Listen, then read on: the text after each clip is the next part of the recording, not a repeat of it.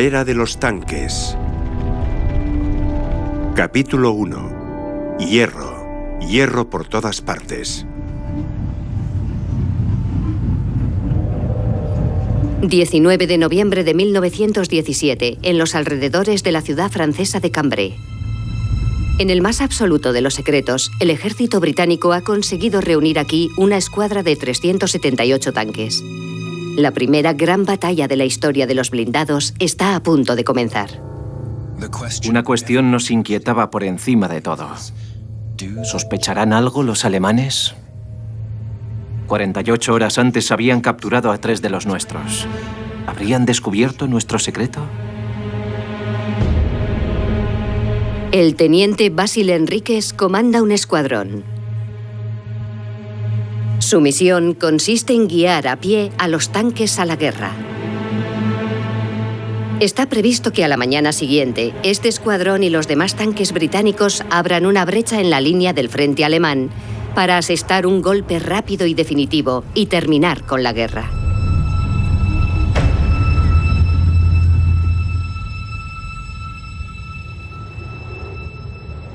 La batalla debía empezar a las 6:20 de la mañana. Y como hasta ese momento no tenía nada que hacer, aproveché las 3 horas que quedaban para dormir. Me desperté a eso de las 5:15. Los alemanes nos bombardeaban. Y eso solo podía significar una cosa. Nos habían descubierto. De hecho, los alemanes lo habían descubierto en el último momento y abrieron fuego con todas sus armas y cañones sobre los tanques que se aproximaban. Pensé, Dios mío, hazme sentir tu presencia. Haz que sea fuerte y valiente. Los tanques me siguieron y allá fuimos, hacia el corazón de la tormenta. De un lado están esos monstruos de acero, los tanques ingleses. Del otro, la poderosa artillería alemana. ¿Quién conseguirá imponerse aquí, en las llanuras de Cambrai, en pleno corazón de esta batalla? ¿La armadura o el arma? La idea del tanque se venía planteando desde hacía siglos. Porque, ¿qué soldado no había deseado poder desplazarse perfectamente protegido y al mismo tiempo disponer de algún arma útil, de una cierta capacidad de fuego? Durante siglos, la competición entre armas y armaduras había sido dominada por los cañones. En todo el mundo, los ingenieros se afanaban en hacerlos más grandes y más mortíferos.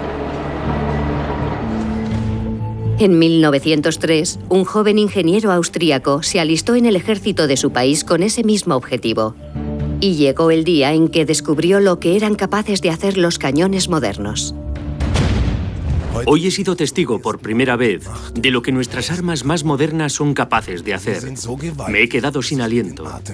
Y lo que más miedo me da es que todos los demás países también poseen armas con la misma capacidad. Y los soldados no tienen forma alguna de protegerse. Si se desata un conflicto, las pérdidas humanas serán incontables. En vez de construir cañones más grandes, Burstin empezó a buscar algo que pudiera proteger a sus compañeros en la batalla. Su investigación le condujo a la armada de su país. Los buques de guerra estaban recubiertos de una gruesa coraza de acero.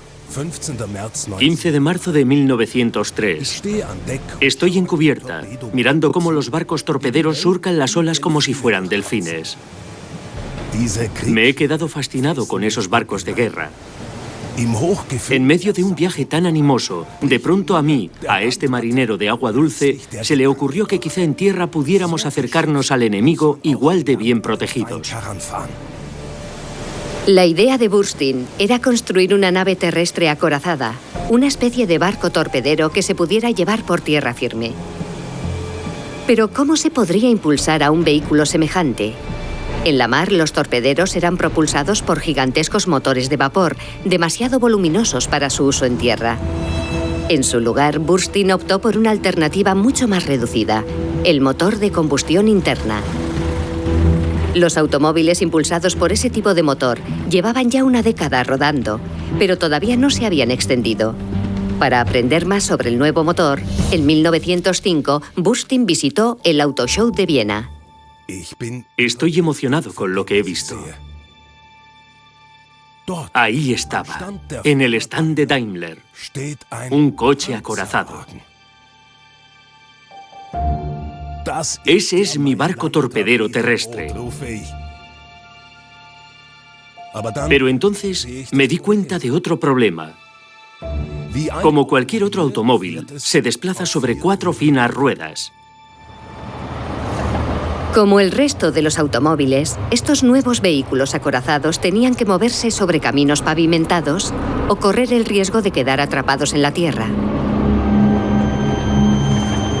Burstyn decidió que necesitaba una alternativa a la rueda.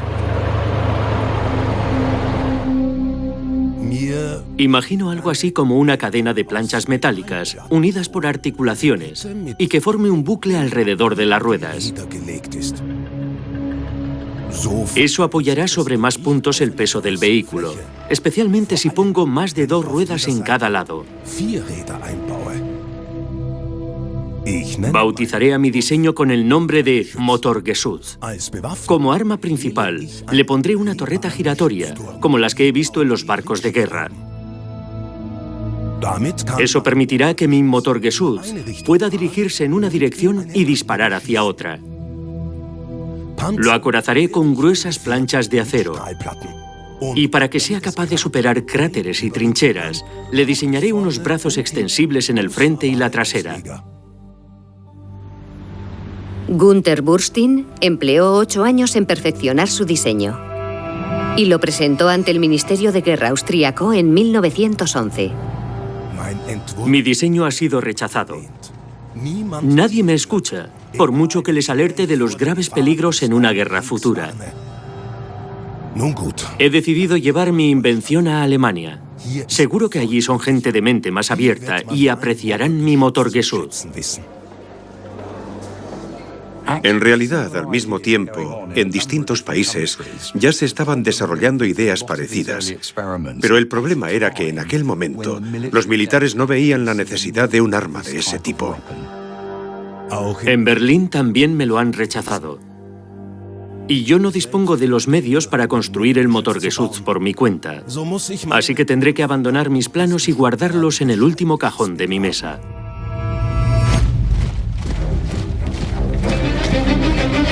La guerra que Günther Burstyn había vaticinado se desencadenó el 28 de julio de 1914. También él fue movilizado. En 1914 todo el mundo vio venir aquella guerra y seguramente pensaron que se iba a producir en los mismos términos que 100 años antes, en Waterloo, con los ejércitos maniobrando en el campo de batalla para encontrarse frente a frente. Pero las cosas sucedieron de otra forma.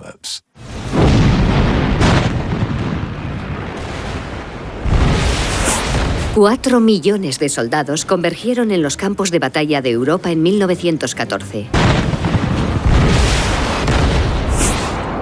Sin embargo, como Burstyn predijo, no tenían nada que les protegiera de la metralla de la artillería ni de las balas de las ametralladoras.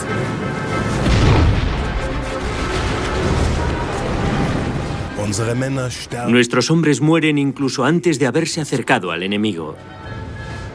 Y he vuelto a acordarme de mi Motorgeschütz. Si al menos tuviéramos una pequeña flotilla de ellos. Pero nos llevaría 1 año y medio construirlos.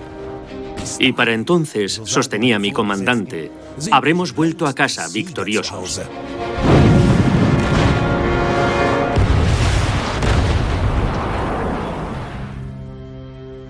Llegada la Navidad del mismo año de 1914, en el plazo de solo 5 meses, 1 millón de soldados habían muerto. Los supervivientes empiezan a cavar trincheras en los lindes de los campos de batalla. Aquí están a salvo del fuego enemigo y pueden seguir disparando. En unas pocas semanas brota un sistema de trincheras que se extiende desde el Mar del Norte hasta la frontera suiza. Las trincheras te protegían del fuego de la artillería y también del de los rifles. y la rodearon de alambre de espino, una medida que no tardó en revelarse como muy efectiva para bloquear las acometidas de la infantería y los ataques de la caballería. Pero a medida que la guerra avanzaba, las alambradas eran cada vez más y más intrincadas, enormes franjas de alambre. De ahí que los ejércitos aliados se pusieran a discurrir nuevas ideas, nuevas formas de conseguir superar aquellos obstáculos defensivos. A comienzos de 1915, la guerra que desangraba a los contendientes se hallaba en un punto de estancamiento. Para salir de él, ambos bandos se aprestaron a desarrollar nuevas armas. El ejército alemán es el primero en usar gas venenoso. Los ingenieros británicos cavan túneles bajo las trincheras alemanas y los llenan de explosivos.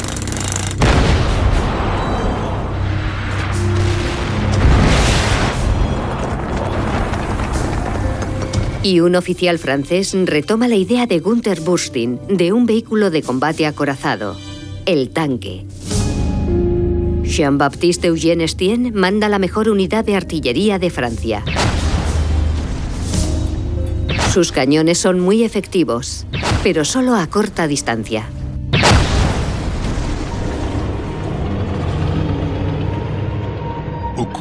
Durante nuestros últimos ataques, de pronto me he dado cuenta de una cosa.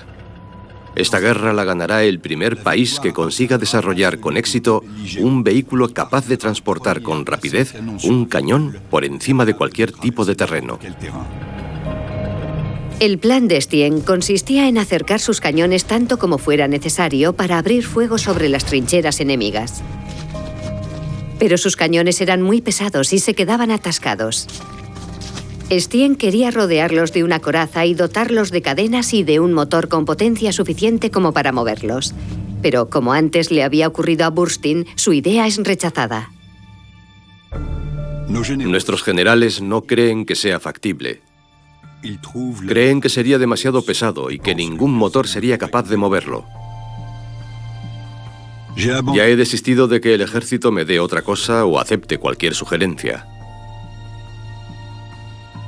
Sin embargo, hoy he sabido que el fabricante de armas Schneider ha empezado a fabricar su propio tanque.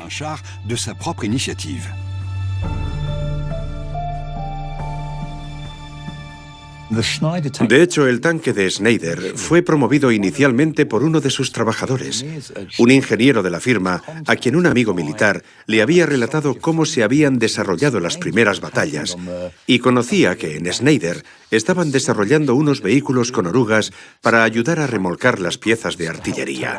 Eso dio un gran impulso a la idea de construir un tanque. Por fin han aprobado mi traslado a Schneider.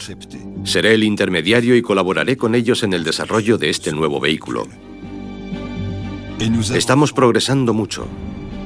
El CA-1, y es que así hemos llamado a nuestro tanque, debe ser rápido y ágil. Pero he tenido que desestimar la idea de ponerle un cañón grande. Sería demasiado pesado. Tendrá que llevar un arma mucho más pequeña.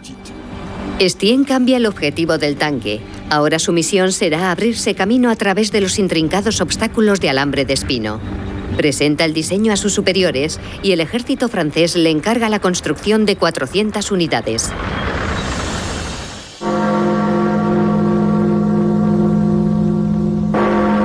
El Reino Unido es el aliado principal de Francia en la guerra contra Alemania. Muchos de sus soldados son voluntarios. Uno de ellos es Basil Enríquez. Antes de la guerra, lideraba un club juvenil para niños judíos marginados. Quiero seguir el camino de mi hermano, uno de los primeros que murieron en esta maldita guerra. Pero como miles de otros que se vieron obligados a vestir el uniforme, pronto me di cuenta de que yo no estaba hecho para ser soldado. Lo odiaba. Nunca sabes ni qué haces ni por qué.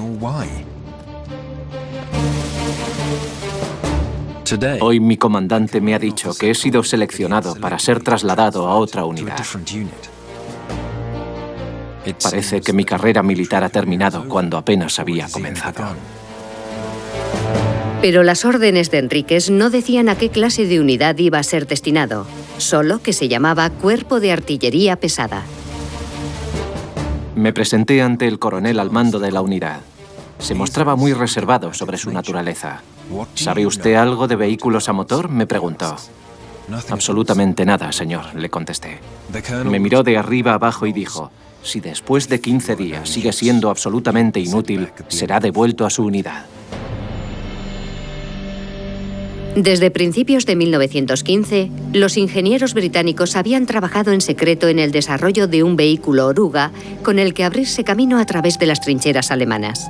Pero a diferencia del diseño francés, no lo habían concebido para atravesar las alambradas de espinos, sino para aplastarlas. Como el Motorgeschoss de Burstein, el diseño británico estaba inspirado en los navíos de la Armada. Su nombre, el acorazado terrestre Pequeño Willy. Cuando ves al pequeño Willy, refleja el aspecto de una cisterna, de un tanque de agua. De hecho, la palabra tanque fue escogida para referirse a él en clave, porque llamarlo directamente acorazado terrestre o algo así revelaba de inmediato su función. Acorazado resultaba demasiado explícito. Tanque, en cambio, no. Por eso lo eligieron. Para convertir al rudimentario Pequeño Willy en un arma más efectiva, lo hicieron más largo y lo armaron con cañones. Al nuevo modelo lo bautizaron como Madre.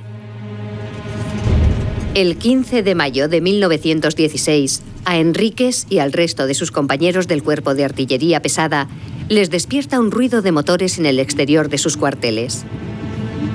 Madre acaba de llegar y tienen que empezar a entrenarse con ella. Ningún hijo primogénito ha sido recibido jamás con tanto entusiasmo como con el que nosotros acogimos a Madre. Y ninguna madre ha disfrutado tanto jugando con su hijo como nosotros con ella. El adiestramiento era como un gran juego. Buscábamos árboles para derrumbarlos y ya nos imaginábamos a nosotros mismos abriéndonos camino hacia Berlín.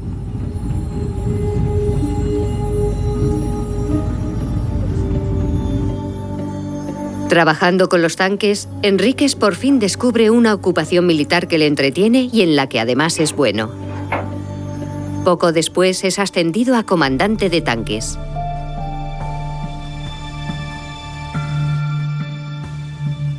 Somos 8 hombres en mi tripulación.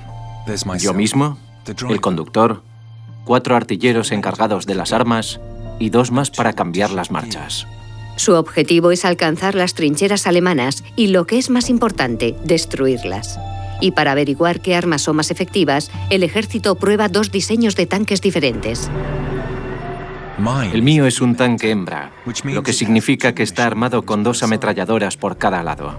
En su lugar, los tanques machos solo llevan un cañón, pero de mayor calibre. Nuestro tanque puede alcanzar una velocidad de 8 km por hora, un poco más rápido que la marcha a pie de un soldado. A la máxima potencia del motor, el olor, el calor y sobre todo el ruido son insoportables. Dentro del tanque, los soldados están aislados del resto del mundo. Para que aún así sigan siendo capaces de enviar mensajes, han dotado a los tanques de uno de los medios de comunicación más fiables de que disponen. Hoy, mientras estábamos en mitad de unas maniobras, nos han traído una caja llena de palomas mensajeras, papel y lapiceros. Para que se comunicaran con el mando, con las demás unidades, metieron en cada tanque una pequeña jaula con palomas mensajeras. La idea era que una vez escrito el mensaje lo ataras a la pata de una paloma, la soltaras y volara hasta nuestras líneas, y alguien la recogiera y transmitiera el mensaje.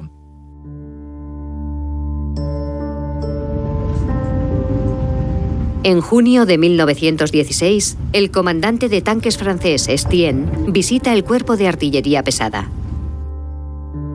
Ha venido a ver los tanques británicos y encuentra el modo de que Inglaterra y Francia colaboren en su desarrollo.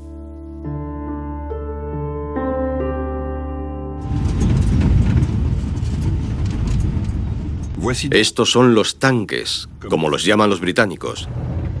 5 enormes y arcaicos monstruos arrastrándose por el campo. La verdad es que son impresionantes, sí, pero son tan grandes y lentos que me preocupa. Me temo que la artillería alemana acabará con ellos fácil y rápidamente. Estienne presiona para que Inglaterra y Francia cooperen y concentren sus esfuerzos en un solo modelo de tanque y lo construyan en común. Pero las fábricas de armamento de cada país ya están construyendo cientos de tanques. Cancelar esos contratos costaría una fortuna.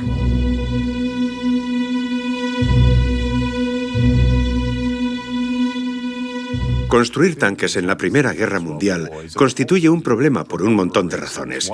Una de ellas es que para cuando dieron con el diseño definitivo de los tanques, la guerra hacía tiempo que había terminado. La mayoría de los fabricantes que podrían construir ese tipo de vehículos había trasladado su capacidad productiva a otras áreas, como los tractores, los motores de vapor.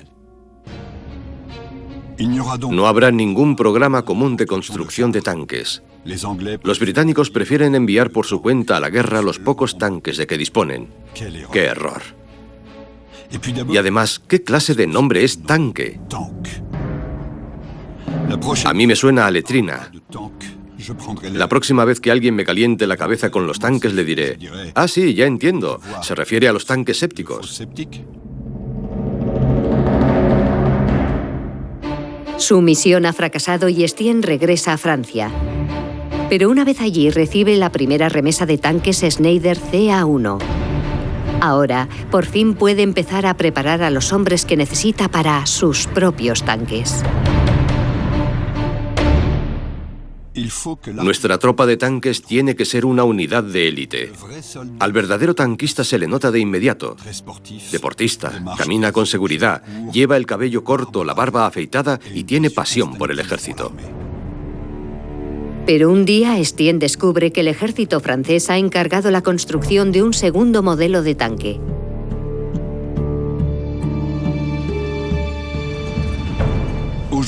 Hoy he visto ese Saint-Chamond por primera vez. 6 milímetros de blindaje. Lo he puesto a prueba con mi propia pistola y la bala lo ha atravesado. Hasta los papeles de mi mesa ofrecerían mejor protección. Y eso no es lo peor. El Saint-Chamond ha sido construido de acuerdo al antiguo plan de Estienne de crear una versión móvil del cañón francés de 75 milímetros. Sin embargo, como el propio Estienne ya había descubierto, un arma tan grande ocupaba demasiado espacio en el frontal del tanque. En consecuencia, el Saint-Chamond se elevaba 2,5 metros sobre sus orugas en la parte delantera, lo que lo incapacitaba para cruzar las trincheras. Pero a pesar de eso, el ejército francés ordenó la construcción de 400 de ellos, además de los 400 Schneider que ya estaban en producción.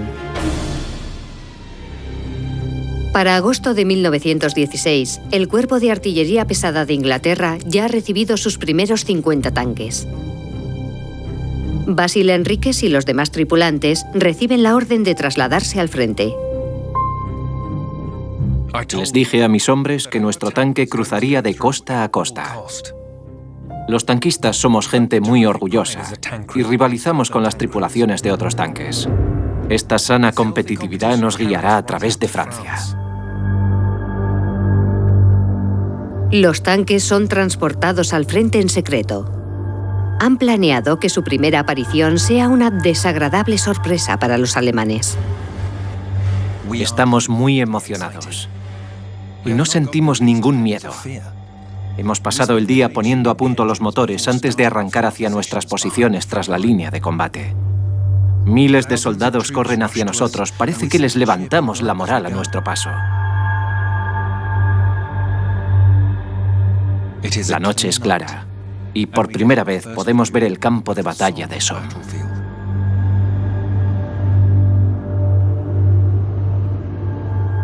Después de 2 años de devastadora guerra, los británicos quieren que se decida ya y aquí, en Somme. Los 50 tanques tendrán que abrir brecha allanando el camino para que el resto del ejército penetre y avance sobre Alemania. 15 de septiembre de 1916, 6:10 de la mañana. Los tanques ponen rumbo al campo de batalla. De pronto, alguien golpea nuestro tanque. Es un mensajero del cuartel general. Se nos ha olvidado la comida para las palomas mensajeras. Con la luz del amanecer ya puedo vislumbrar a los alemanes en sus trincheras. El mío será el primer tanque de la historia en disparar sobre su enemigo. Indudablemente existe el factor miedo al ver a una enorme caja de metal en la que no puedes ver a los hombres que van dentro y que se acerca a ti imparable. Eso provoca el pánico en algunos hombres de la línea de combate alemana.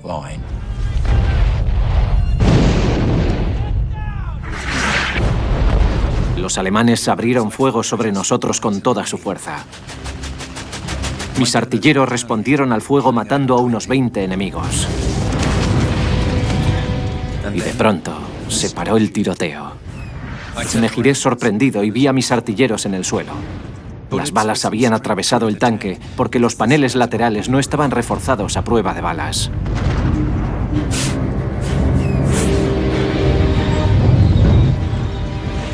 Un tiro impactó contra mi tapa y se me clavaron esquirlas en la cara y las piernas. Los ojos se me llenaron de sangre. Y entonces nos detuvimos.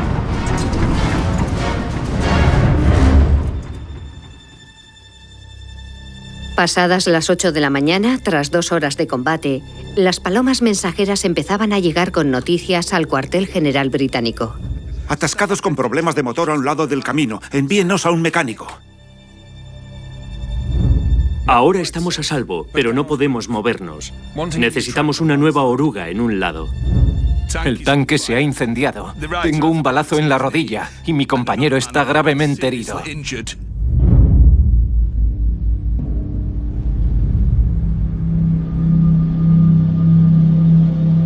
De los 50 tanques británicos, solo 10 vuelven a sus líneas.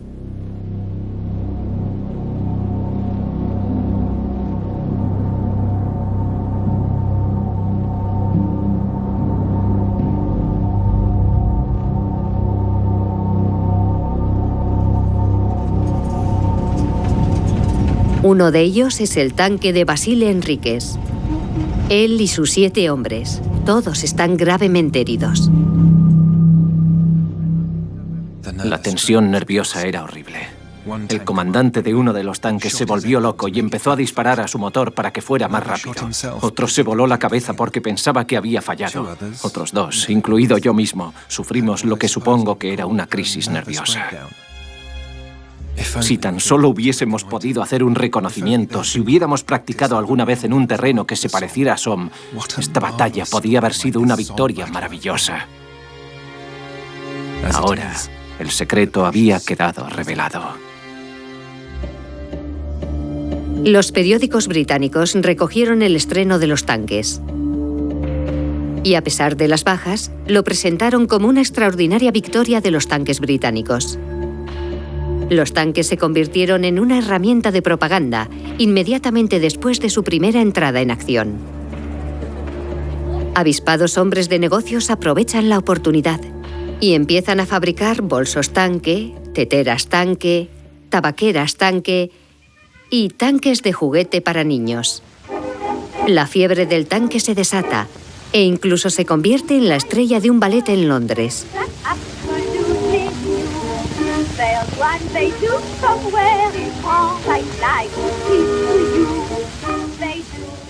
A los británicos nos gustan los tanques porque aparecieron en un momento en el que no nos iba demasiado bien en el frente continental.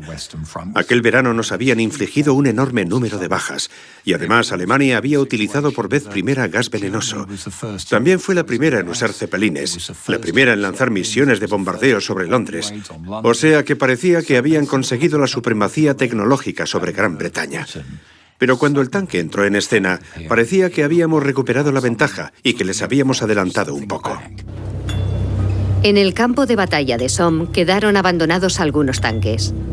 Los capturaron los soldados alemanes y su alto mando tomó la decisión de fabricar sus propios tanques. Con ese fin, contrataron a Joseph Vollmer, uno de los ingenieros automovilísticos alemanes más brillantes. Me llamaron diciéndome que debía presentarme en la oficina del Ministerio de Guerra, Departamento 7 de Transportes. Allí me hablaron de un proyecto secreto llamado, en honor al mismo departamento, A7V. Me han encargado liderarlo. y tengo que construir la respuesta alemana a los tanques. Joseph Vollmer lleva casi 20 años trabajando para las principales compañías automovilísticas de Alemania. Pero no es un gran empresario industrial como Krupp, Daimler o Horch.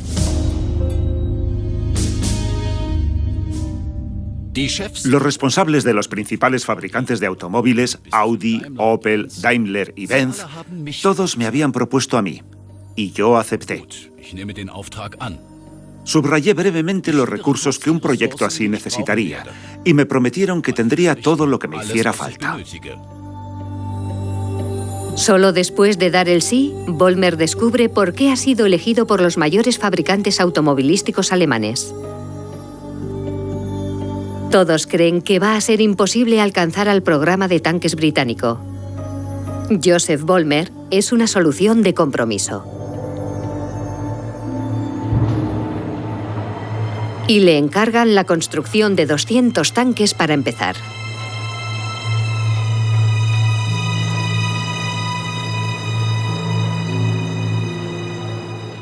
El A7V tenía que ser más rápido que los tanques británicos, mejor armado y más acorazado. Por eso necesitaba una tripulación de 18 personas solo para manejar todos sus cañones. Pondría al comandante y al conductor en una plataforma elevada para tener mejor campo de visión. Un tanque tan grande necesitaría al menos motores de 200 caballos.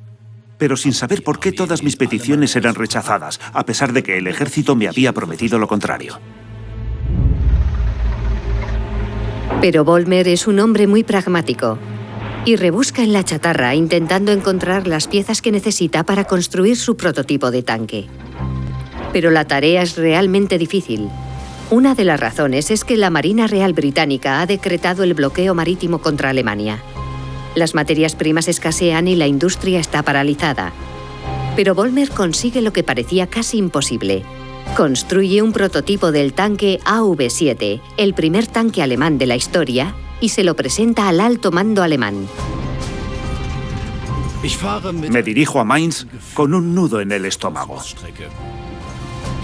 En la prueba de hoy el ejército decidirá si acepta o rechaza mi diseño.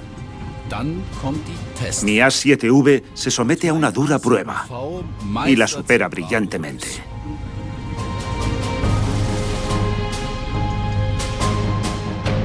El general me felicita y me dice que van a construir el tanque.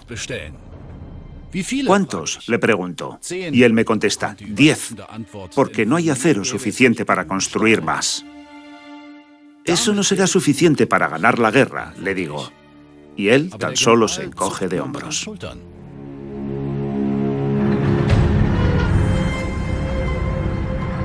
A finales de 1916, el Cuerpo de Artillería Pesada de Inglaterra todavía está recuperándose de las pérdidas sufridas en la batalla de Somme.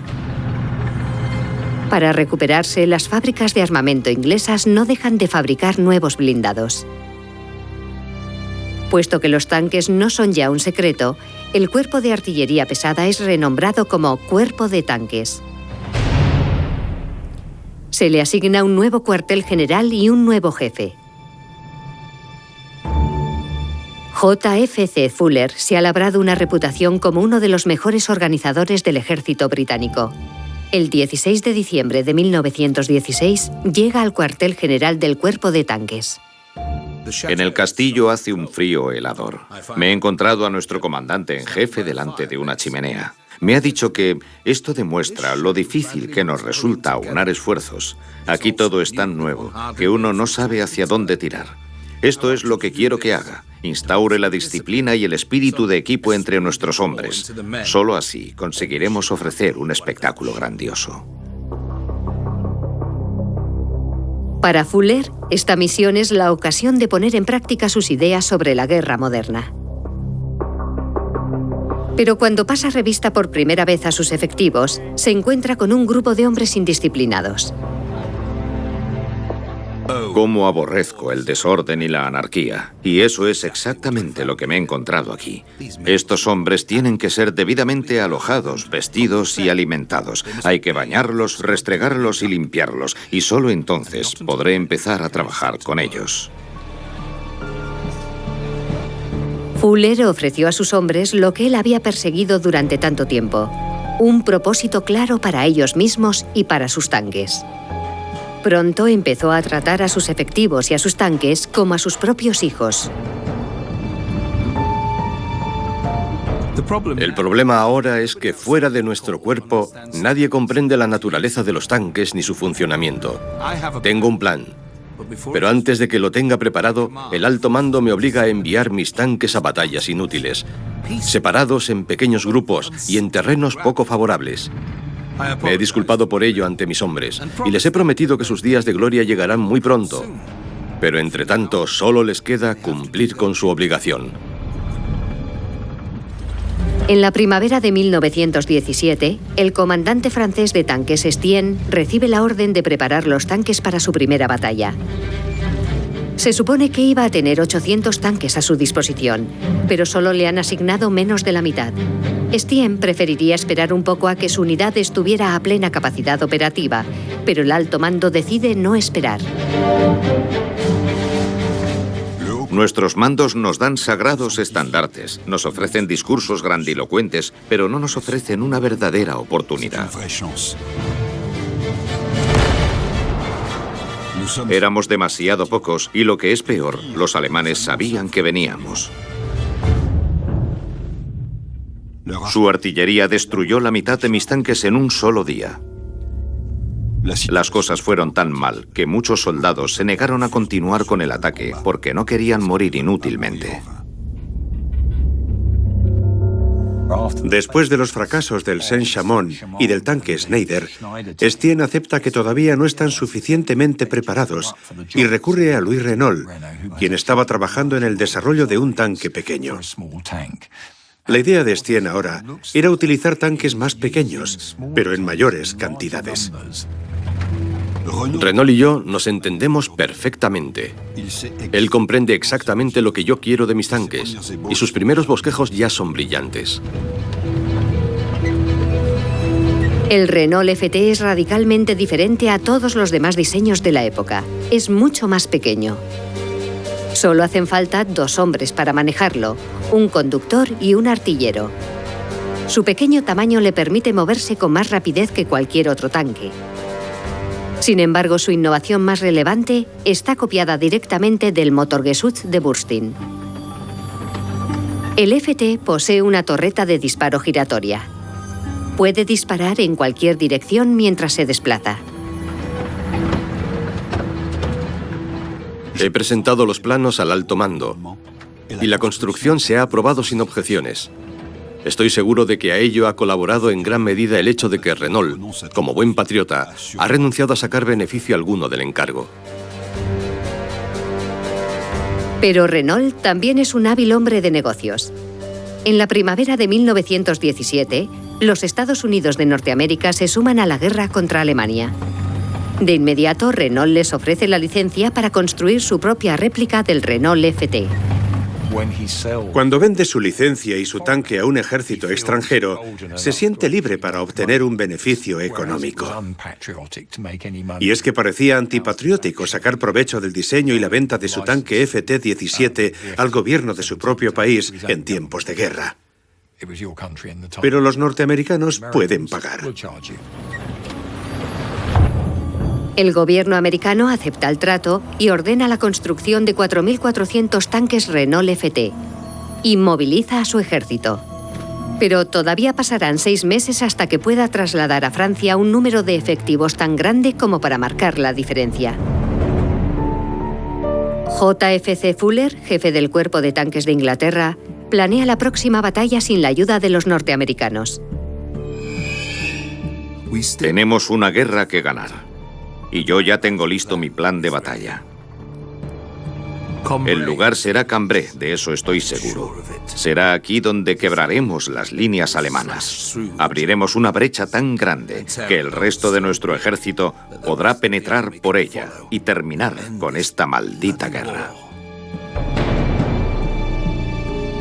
El cuerpo de tanques ha crecido y ya cuenta con casi 500 blindados. Fuller ha elegido la ciudad de Cambrai para la primera batalla de tanques a gran escala. Aquí el terreno es el ideal, es firme, seco y no ha sido destrozado por batallas anteriores. La batalla empezará la mañana del 20 de noviembre de 1917. Al mando de una sección de los tanques se halla el veterano comandante Basil Enríquez. Avanzo a través de la bruma con mis tanques pegados a los talones. Parece más un sueño que una batalla moderna.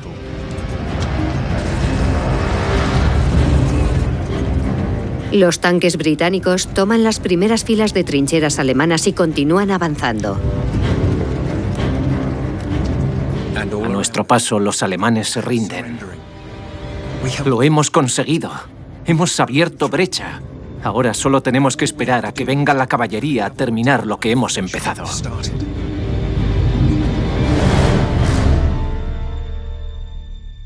Cuando escucho que mis tanques han roto las líneas enemigas en Cambrai el 20 de noviembre, sé que desde ese mismo día se ha abierto una nueva era en la guerra, la era de los tanques. En el ataque de Cambrai ese primer día resulta un éxito tremendo. Abre una brecha de 10 kilómetros en la línea alemana del frente y los tanques siguen avanzando sin oposición.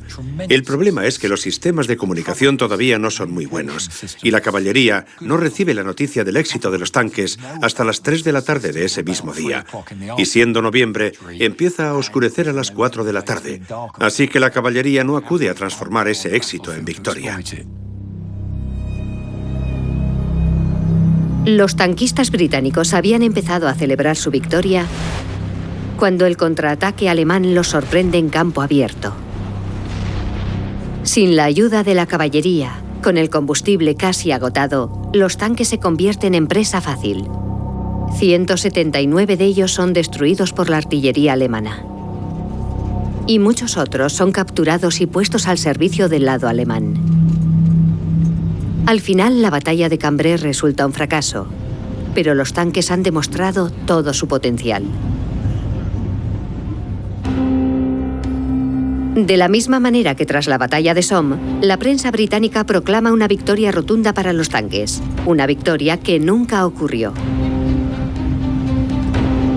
El gobierno británico decide entonces sacar provecho de la popularidad de los tanques e instala bancos tanque en las principales ciudades del país. Son tanques preparados para vender bonos de guerra. El dinero recogido servirá para financiar más tanques. El plan resulta un rotundo éxito. Las ciudades empiezan a competir entre ellas por ver cuál recoge más dinero. Y al final, la villa escocesa de Glasgow resulta la ganadora. Sus ciudadanos donan 16 millones de libras para tanques. El tanque es más que una simple máquina de guerra. En primer lugar, en 1918 es una poderosa arma de guerra, en el sentido de que puede infligir gran daño en el campo de batalla. Pero también es algo más. Es un símbolo de la supremacía tecnológica de los aliados occidentales. No hay que olvidar que Alemania pujaba por ganar la guerra hasta que los americanos irrumpieron en ella, inclinando la balanza.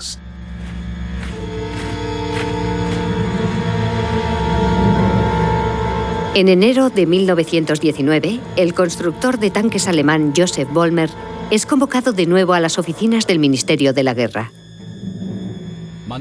Planean una última ofensiva, un último golpe definitivo que les permita ganar la guerra de una vez. Me han pedido que duplique el número de tanques a construir. Y en lugar de 10, ahora tengo que construir 20 ATVs. No hay acero suficiente para construir más, pero se me ha ocurrido una idea distinta. Joseph Vollmer diseña un tanque de emergencia. Su intención es construirlo a partir de viejos motores de automóvil y piezas desechadas, como cuando hizo su primer prototipo del A7V. Pero a la inversa que el A7V, que era grande y poco manejable, este tanque será pequeño y muy manejable. El alto mando alemán encarga 400 unidades, pero a Vollmer solo le dan materia prima para construir 5. Entretanto, el ejército construye imitaciones de tanques en madera y los colocan de forma que sean visibles para los aliados. El ataque alemán se inicia el 21 de marzo de 1918.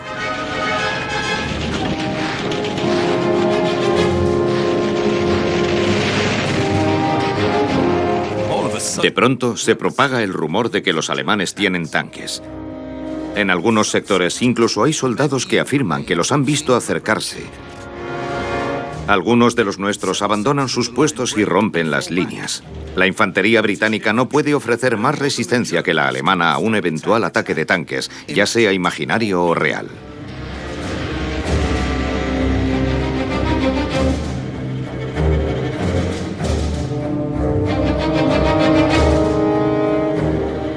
Los alemanes han atacado en Chemin des Dames. Están a nuestras espaldas y avanzan hacia París. No hay más trincheras que les puedan detener. Acabo de recibir la entrega de los primeros 21 tanques Renault. Desde luego no son suficientes, pero tendremos que arreglarnos. Van a recibir su bautismo de fuego de inmediato. Los tanques Renault d'Estienne se encuentran con el despliegue alemán en un bosque a las afueras de París.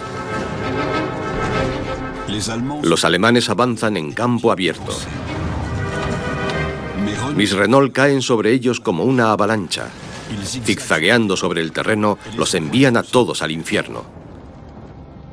Al final del día los hemos devuelto a sus posiciones iniciales. Para julio de 1918, el ataque alemán ha sido rechazado y casi todos sus tanques han sido destruidos. La última ofensiva alemana para ganar la guerra ha fracasado. Pero el ejército alemán aún no ha dicho su última palabra. Todavía controla la mayor parte de Bélgica, Luxemburgo y algunas zonas de Francia. En la costa inglesa, JFC Fuller planea la próxima batalla, un ataque que rompa las últimas líneas de defensa alemanas.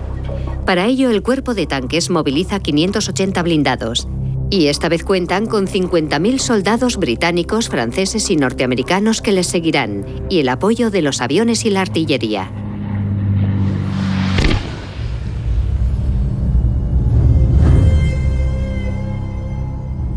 Nunca antes había habido otra batalla como la que se iba a librar el 8 de agosto de 1918. Esta vez la técnica de ataque de los tanques fue perfecta. Cuando en la Edad Media los civiles veían venir a los caballeros enfundados en sus armaduras, gritaban «¡Hierro! ¡Hierro por todas partes!».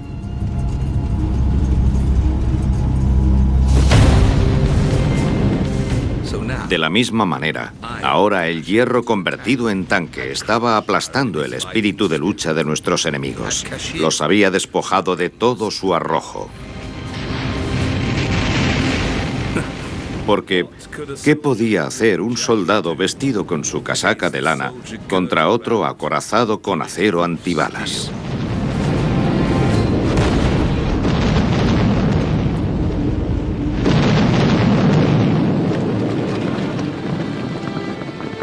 El ataque de los aliados resulta un éxito. En un solo día obligan a rendirse a 18.000 soldados enemigos.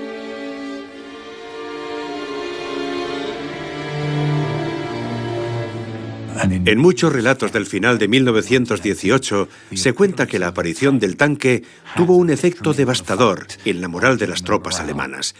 Y es que uno podía soportar más o menos estoicamente los morteros y los tiros de las ametralladoras y fusiles, pero cuando el tanque apareció, muchas veces fue la excusa perfecta. Era el momento de decir, con esto ya no puedo más, y entregar las armas. El 8 de noviembre de 1918, el Imperio alemán pidió el alto el fuego. Era el final de la Primera Guerra Mundial. Los ciudadanos de Francia, Reino Unido y Norteamérica celebraron la victoria.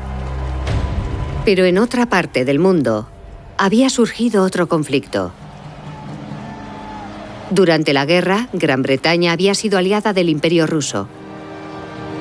Pero los zares habían sido derrocados por la revolución y ahora el gobierno estaba en manos de los comunistas. El caos y la anarquía reinan en todo el país. Por entre los verdes brotes de la paz ha asomado la babosa roja del comunismo. Y desgraciadamente, los demás podemos correr el mismo destino. Los temores de Fuller no eran injustificados. En enero de 1919, en Glasgow, los habitantes toman las calles.